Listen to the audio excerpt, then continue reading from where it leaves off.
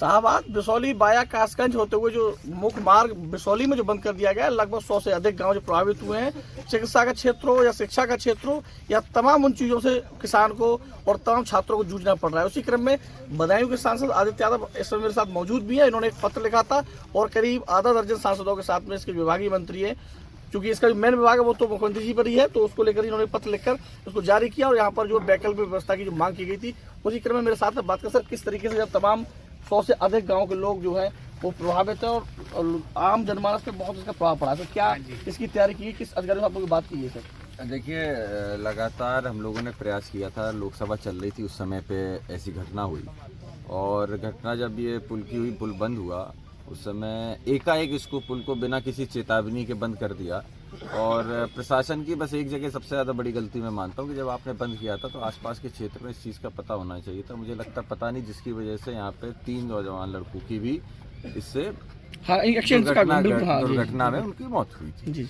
तो पहली गलती तो ये थी। दूसरी, जहाँ तक के पुल की बात है, तो आज पुल की ये स्थिति है कि इसको पूरी तरीके से बंद कर दिया गया है। हम जहाँ खड़े हैं इसके जस्ट उस तरफ आप देख सकते हो कि चीनी मिल भी है जी।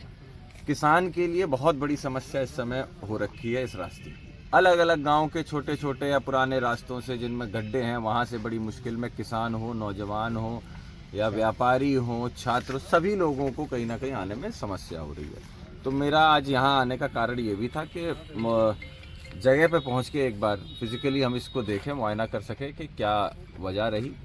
और उसके साथ साथ मैंने अभी सभी लोग के साथ में, अब यहाँ पे हम लोग थे, तब मैंने एडीएम साहब से भी बात करी, उनसे भी मैंने आग्रह किया कि क्या आपकी तैयारी, उसके ऊपर हमें स्पष्टीकरण दे। और उसके बाद फिर ब्रिज कॉर्पोरेशन के जो आपके एक्सीएन थे, पीडब्ल्यूडी एक्सीएन थे, उनसे मैंने बात की और मैंने ये कहा है कि उनका ये कहना था कि भाई शासन में हमने फाइल भेज दी और लगभग 10 दिन 15 दिन बाद वो फाइल स्वीकृत होकर आएगी, तब पुल बनेगा। मेरा मानना है कि इमरजेंसी देखते हुए, कठिनाई को देखते हुए सरकार को सबसे पहले इन सब ऐसे मुद्दों को एड्रेस करना चाहिए, और जहाँ पे ऐसी दिक्कतें हैं इनको तत्काल ही फंड रिलीज करके वैकल्पिक जो रास्ता है कम से कम उसको तैयार करके रखना चाहिए जल्दी से जल्दी।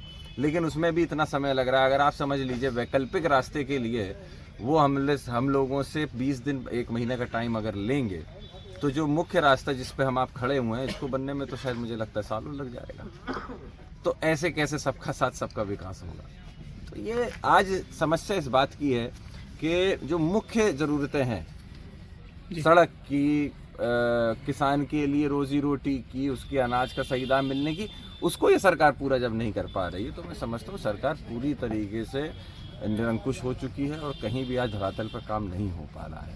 इस मार्ग को लेकर के मैंने बात भी की है उच्च अधिकारियों से, उन्होंने अपनी तरफ से सबमिट कर दी है रिपोर्ट्स। अब मेरा प्रयास ये रहेगा, लखनऊ में जितने भी हमारे उच्च अधिकारी हैं, प्रमुख सचिव हैं, एमडी हैं, उन सब से कहीं ना कहीं बात करके हम प्रयास करें कि जितनी जल्दी हो सके यहाँ की ये समस्या सुलझाई जा सके, और पार्टी लेवल से ऊपर अलग हट के समस्या जो लोगों को हो रही है वो समस्या ना हो। ये मेरा दायित्व है।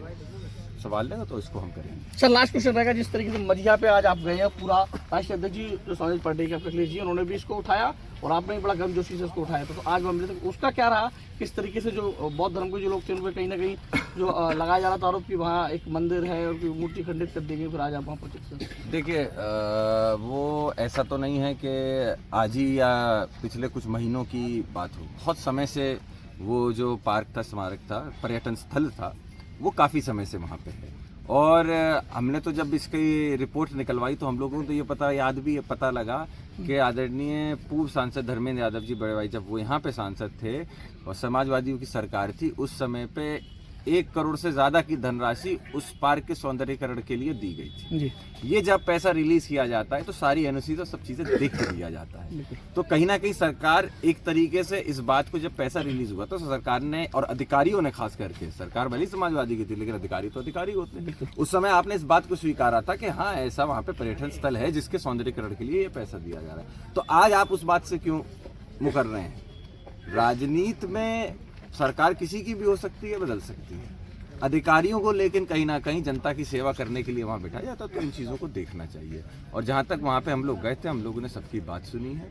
आज के समय पे सबको वापस वहीं पे फिर से बैठाया गया है। सब लोग अपनी जगह पे वापस पहुँच चुके हैं। हम लोग का प्रयास यही रहेगा कि इस बदायूं, खास करके बदायूं क्षेत्र की, बदायूं जिले की जो इतिहास रहा है वो भाईचारे का इतिहास रहा है।